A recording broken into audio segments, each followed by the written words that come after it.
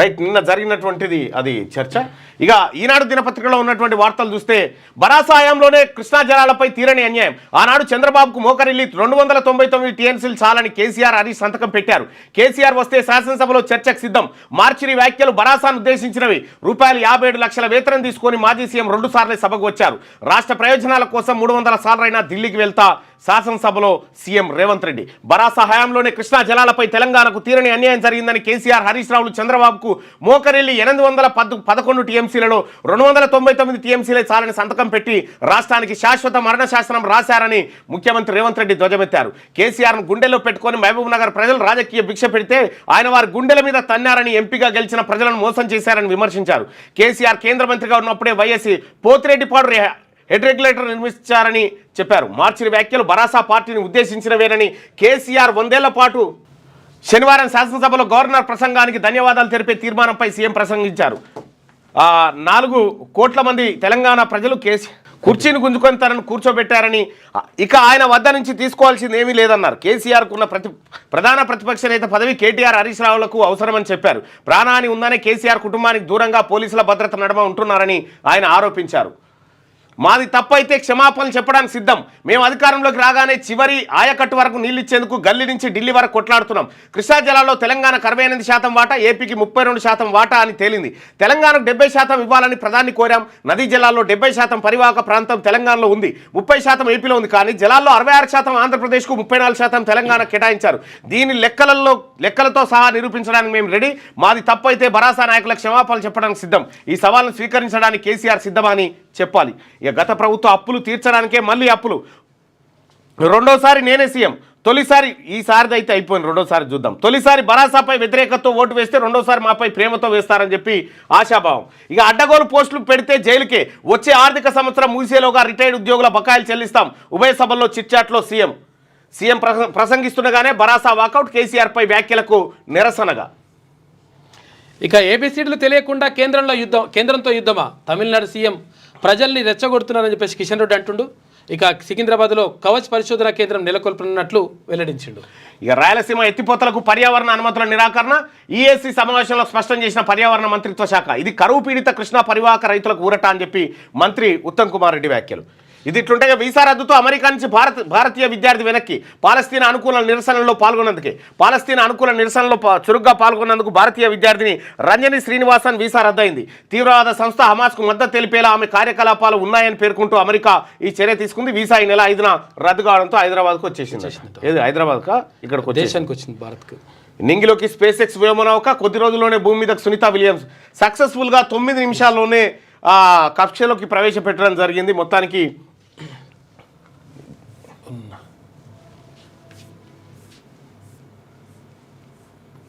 కాదన్న, అది కాదన్న, ఇది సునీత విలియమ్స్ను తీసుకురావడానికి వెళ్ళినటువంటి నౌక ఇదే,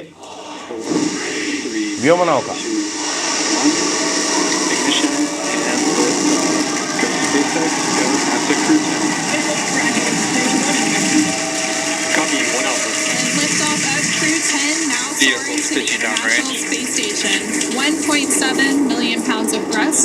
ఫాల్కన్ 9 ఇది అంతరిక్షంలోకి దూసుకెళ్ళినటువంటి వ్యోమనౌక. రైట్. 41 దేశాలపై ట్రావెల్ బ్యాన్. ట్రంప్ సర్కార్ యోచన. జాబితాలో ఉత్తర కొరియా, ఆఫ్ఘనిస్తాన్ తదితర దేశాలు ఉన్నాయట. ఈ మరణ శాసనం రాసింది ఎవరు? సీఎం అబద్ధం, కుల్లంకుల్లా అసలు నిజమట. 31 అక్టోబర్ 2024. ఇది నాగార్జున సాగర్ జలాశయం. కృష్ణానది జలాల వాడకానికి ఆయుపట్టు. ఈసారి కృష్ణాకు వరుసగా 70 రోజుల పాటు వరద వచ్చింది. 2024 అక్టోబర్ 31 నాటికే పూర్తి స్థాయి నిల్వ సామర్థ్యమై 312 టీఎంసీలకు చేరుకున్నది. ఆ తర్వాత కూడా సాగర్కు ఎగువ నుంచి దాదాపు 53,637 క్యూసెక్ల వరద కొనసాగింది. దిగువకు పోను వాడగా డిసెంబర్ 3వ తేదీ నాటికి సాగర్ 306 టీఎంసీలతో కలకల్లా ఆడిందట. ఇక కేవలం 100 రోజులు గడిచాయి. ఇవాళ మార్చి 15 సాగర్లో ఉన్న నీళ్లు కేవలం 148.73 టీఎంసీలు అండ్ డెడ్ స్టోరేజ్కి 131 టీఎంసీలు పోగా అందుబాటులో ఉన్న నీళ్లు కేవలం 17 టీఎంసీలే. సాగర్ కింద ఇంకా పంటలకు తడులకు అవసరం ఉన్నాయి. హైదరాబాద్ తాగునీటికే సాగరే దిక్కు. మరి కేవలం 3 నెలల కాలంలో ఏకంగా 164 టీఎంసీలు ఖాళీ అవడానికి కారణం ఏంటని అడుగుతా ఉన్నారు. అన్యాయం ఎవరిది? కృష్ణా జలాల్లో తెలంగాణకు అన్యాయం చేసింది కేసీఆర్. కృష్ణా జలాల్లో ఉమ్మడి ఏపీకి 811 టీఎంసీలు ఉంటాయి, తెలంగాణకు 299 టీఎంసీలు, ఏపీకి 512 టీఎంసీలను ఒప్పుకున్నారు. 66:34% నిష్పత్తిలో జలాల వినియోగానికి సంతకాలు చేసి తెలంగాణకు శాశ్వత మరణ శాసనం రాశారని చెప్పి ముఖ్యమంత్రి చెప్పినటువంటి మాట. కాళేశ్వరం నుంచి సూర్యాపేటకు సుక్క నీళ్లు పోలే, అప్పుడు రాలే ఇప్పుడు పోలే, అప్పుడు కూడా ఎల్లంపల్లి జలాలే అవి. మా పొలాల్లో పారింది కాళేశ్వరం నీళ్ళు అని రైతులు అంటున్నారు. సూర్యాపేట రైతన్న అవి కాళేశ్వరం నీళ్లు కాదే, అవి ఎల్లంపల్లి నీళ్లు, శ్రీరామ్ సాగర్ ఎస్ఆర్ఎస్పి నీళ్ళు అవి.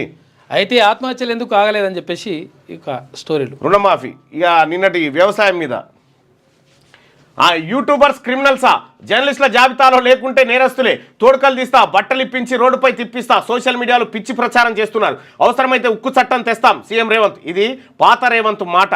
ఏమని? అక్రమ నిర్బంధాలు జర్నలిస్టులను కొత్త కాదు, ఈ రాష్ట్రంలో ఈ దేశంలో ఇలాంటివి చాలా చూసినాం. జర్నలిజాన్ని పూర్తిగా తమ దొడ్లో కట్టేసుకోవాలనో, లేకుంటే పాత్రికేయులందరినీ తమ బానిసలుగానో, లేకుంటే ఉపాధి హామీ కూలీలుగానో చూడాలనుకుని రాష్ట్ర ప్రభుత్వం ఏదైతే ప్రయత్నం చేస్తున్నదో దానిపై ఖచ్చితంగా మీడియా మిత్రులందరూ ఆలోచన చేయాల్సిన సందర్భం వచ్చింది. మీరు మౌనంగా ఉంటే ఇవాళ జరిగింది రేపు మీకు కూడా జరగవచ్చు. 2019 అక్టోబర్ 8న మీడియాతో రేవంత్ రెడ్డి చేసినటువంటి వ్యాఖ్యలు. ఆ రోజు ఇదే బీఆర్ఎస్ పార్టీ రేవతినే మళ్ళా రేవతి గారినే అరెస్ట్ చేసింది. అవును, ఇప్పుడున్న రేవతి గారినే బీఆర్ఎస్ పార్టీ అరెస్ట్ చేసి. అంతెందుక? ఈయన అక్రిడేషన్ ఉన్న జర్నలిస్టే, నేను అక్రిడేషన్ ఉన్న జర్నలిస్ట్నే. ట్రైన్డ్ జర్నలిస్టులం. మేము ట్రైన్డ్ జర్నలిస్టులం. నాకు 23 సంవత్సరాల అనుభవం ఉంది, ఆయనకు 20 సంవత్సరాల అనుభవం ఉంది. ఈ ఫీల్డ్ లో ఉన్నటువంటి క్యూ న్యూస్ లో ఎప్పుడు కూడా తప్పుడు తమ్మునైల్స్ ఉన్నాయి, తప్పుడు వార్తలు, స్పెక్యులేటివ్ న్యూస్, వాంటెడ్ గా ఇట్లా చేసేటువంటి న్యూస్ ఉండవు. మేము జర్నలిజం లెక్కన మెయింటైన్ చేస్తాం. కానీ కొంతమంది కావాలని కొన్ని చేస్తా ఉన్నారు. అలా చేయడం మాత్రం తప్పు.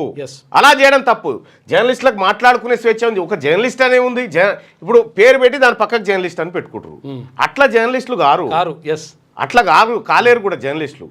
విషయం ఏంటంటే నువ్వు చేసేటువంటి ఆరోపణ ఏదైతుందో, ఇప్పుడు తీన్మార్ మల్లన్న అనేకమైనటువంటి స్కాములు, స్కీములు, ఆధారాలతో బయటపెట్టి ప్రజాక్షేత్రంలో ఉంచగలిగినాం. ఎవిడెన్స్ ఉండాలి. లెక్క వట్టిగానే బట్టగాల్చి మీదేసి నోటికొచ్చినట్టు మాట్లాడితే ఏదో ఒక రోజు ఇబ్బంది జరుగుతుంది. గతంలో కేసీఆర్ గారు నా మీద అనేకమైనటువంటి కేసులు మా మీద పెట్టిండు, దీని మీద దాడులు చేయించిండు, అన్ని చేసిండు. అప్పుడు ఈ యూట్యూబర్స్ ఎవరు కూడా అయ్యో అట్టెట్లా చేస్తున్నావు అని ఆయన అడగలే. ఎందుకంటే ఆలపక్షాలు ఉన్నారు కదా. అందుకోసమే నియంత్రణ అనేది అవసరం. ప్రతి మనిషికి మాట్లాడే స్వేచ్ఛ ఉంది.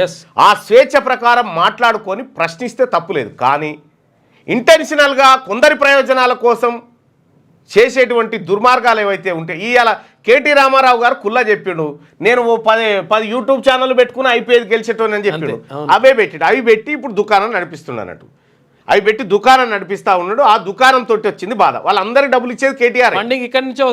వీళ్ళందరికీ కేటీఆర్ డబ్బులు పంచుతాడు నెల. అయితే ఏది పంచినా ఏం చేసినా వాస్తవాన్ని రీసెర్చ్ చేయండి. రీసెర్చ్ చేయకుండా తెలంగాణ రాష్ట్ర ప్రభుత్వం చేసినటువంటి కులగణన తప్పు అని చెప్పి తగలబెట్టి పారేసిన ఇడ నేను దానికి సహాయకమైనటువంటి ఆధారం చూపించిన నేను. సోషియో ఎకనామిక్ అవుట్లుక్ 2024లో మన తెలంగాణ రాష్ట్ర ప్రభుత్వం ప్రకటించిన దాంట్లో 4,21,00,000 మంది వస్తూ ఉన్నారు, మీరు 3,70,00,000 మంది ఉన్నారని చెప్పి ఆధారాలతో సహా చూపించి తగలబెట్టి పారేసిన. దానికి కట్టుబడి ఉన్నా నేను. ఎప్పుడైనా మొత్తం తెల్లారులేస్తే అదే పని మీద తిరగడం వల్ల మీకు కూడా వచ్చేది ఏం లేదు. అట్లా అని చెప్పి రాష్ట్ర ప్రభుత్వానికి కూడా సూచన చేస్తూ ఉన్నా. గతంలో కేసీఆర్ ఈ దుర్మార్గాలు అన్నీ చేసిండు కాబట్టి మనం కొనసాగించాల్సినటువంటి అవసరం లేదు. వీళ్ళ మీద ఎక్కువ నజరు పెట్టి సమయాన్ని వృధా చేసుకోవడం కంటే ప్రజలకు మంచి చేయడం మీద రాష్ట్ర ప్రభుత్వం దృష్టి పెట్టాల్సినటువంటి అవసరం ఎంతైనా ఉంది. దాడులు చేయడము, అక్రమ కేసులు పెట్టడం కూడా మంచిది కాదనేది నేను చేస్తున్నటువంటి సూచన. ఇక ఉస్మానియా యూనివర్సిటీపై ఉక్కుపాదం, క్యాంపస్లో ఆందోళన నిషేధిస్తూ ఆదేశాలు, ఫిర్యాదులపై అధికారులే కలవాలని సలహా, ఉత్తర్వులు జారీ చేసిన రిజిస్ట్రార్ ప్రొఫెసర్ నరేష్ రెడ్డి. విద్యావేత్తలు విద్యార్థి సంఘాలు మండిపడతా ఉన్నారట. ఇది ఎక్కడి కథ? ఇది వాస్తవం. ఇప్పుడు ఇంతకుముందు రవీంద్ర యాదవ్ అని చెప్పేసి అప్పుడు కేసీఆర్ చేయించుండు, ఇటువంటి కథనే చేయించుండు. ఇవి చేయించకూడదు. ఇప్పుడు ఏం చేస్తున్నారు? ఇప్పుడు ఒక దళిత వీసీని పెట్టేసి ఇప్పుడు ఆయనకు మంచి పేరు రావాలి. కాకపోతే ఏంటంటే అక్కడ చదువుకుంటారు బీసీలు, ఎస్సీలు క్యాంపస్ లో ఆందోళన నిషేధిస్తూ ఆదేశాలు జారీ. ఆందోళన చేస్తారు కదా, అన్నం బాగాలేకపోతే కూర బాగాలేకపోతే చేస్తారు కదా, దాని నిషేధాజ్ఞలు ఏంది? 100 ఏళ్ళ ఆందోళన నడుస్తాను. ప్రపంచంలో పాకిస్తాన్ బార్డర్ అయితే కాదు కదా. గ్రూప్ పరీక్షల్లో అన్ని అవకతవకలే, ప్రశ్న పత్రాలు దిద్దినోళ్ళు అర్హులైన. గ్రూప్ 1 జిఆర్ఎల్లో ఎందుకు పెట్టలే?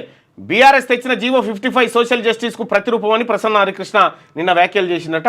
అందులో వాస్తవానికి గ్రూప్ 1లో బీసీ, ఎస్సీ, ఎస్టీలకు 100% అన్యాయమే జరిగింది. వాస్తవం అది. సీమ లిఫ్ట్కు బ్రేక్, నిబంధనలకు విరుద్ధంగా ప్రాజెక్టుల పనులు చేపట్టారని నిర్ధారణ, పర్యావరణ అనుమతుల మంజూరుకు కేంద్ర ప్రభుత్వం నిరాకరణ. ఆ ప్రాంతాన్ని పూర్వస్థితికి తెచ్చేందుకే దరఖాస్తు చేయాలని సూచన. 25వ ఈఏసీ భేటీలో నిర్ణయం. నమస్తే కథనంతోనే కదలికి వచ్చిందట. సింగరేణి రక్షణ వైద్యం ప్రైవేట్ చేతికి వస్తుందట. సంస్థ ప్రైవేటీకరణ వైపు మలి అడుగులు. రక్షణ వైద్య విభాగాల ఉన్నతాధికారులు కాంట్రాక్ట్ నియామక నోటిఫికేషన్ జారీ అంటూ. ఒకవేళ ఇదే చేస్తే కాంగ్రెస్ పార్టీ తన మేనిఫెస్టోలోనే పెట్టింది, సింగరేణిలో ఎట్టి పరిస్థితుల్లో ప్రైవేటీకరణకు మేము చేయము, దానికి వ్యతిరేకం అని చెప్పింది. అదే చేస్తే ఖచ్చితంగా వ్యతిరేకతను ఎదుర్కోవాల్సి వస్తుంది. కాంగ్రెస్ నేత సంస్థకు బెంచీల కాంట్రాక్ట్ అంట. అంగన్వాడీ బెంచీల కాంట్రాక్ట్తో మతలాబు. టెండర్లు పిలవగానే 40 కోట్ల ఆర్డర్లు, 75,000 టేబుల్ల సరఫరాకు అప్పచెప్పే కుట్ర. కేంద్రీయ బండారు ముసుగులో దారాదత్తం. బ్లాక్ లిస్ట్ సంస్థకు అప్పగింతపై విమర్శలు వస్తూ ఉన్నాయట. చూసుకో, అప్పుడేమో మన ఊరు మనబడి అని చెప్పి కోట్ల రూపాయలు అర్హత లేని కలిసి పడేసారు. అప్పుడు కేసీఆర్ 7,000 కోట్ల రూపాయలు. క్యూ న్యూస్లో పనిచేయటకు వీడియో ఎడిటింగ్ మరియు SEOలో అనుభవం గల జూనియర్ ఎడిటర్స్ కావాలను. సంప్రదించవలసిన నెంబర్ 8688926084. లేటెస్ట్ న్యూస్ తెలుగు మరియు ఇంగ్లీష్ అప్డేట్స్ కోసం ఇప్పుడే క్యూ న్యూస్ అఫీషియల్ యాప్ ని ప్లే స్టోర్ నుండి డౌన్లోడ్ చేసుకోండి. సరికొత్త సమాచారాల కోసం క్యూ న్యూస్ వెబ్సైట్ ని ఫాలో అవ్వండి. ఛానల్లో ప్రాంతీయ, జాతీయ, అంతర్జాతీయ వార్తలు వీక్షించండి. లైక్ చేయండి.